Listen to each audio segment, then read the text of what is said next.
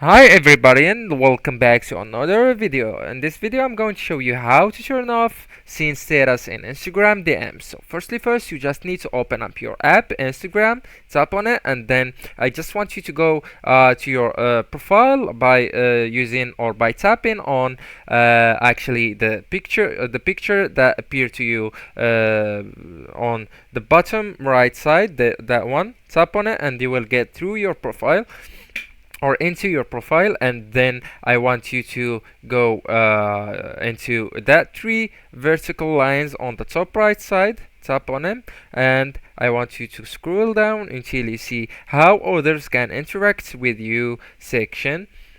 Then after that I want you to tap on messages and story replays.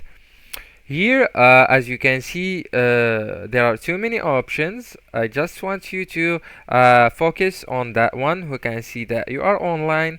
So we will go through or into the second option on that section. Tap on it and turn that option from on to off. So by doing that, your scene on status in Instagram DMs will not be visible for the others, and they can't know that you saw their stories or that you have seen their stories.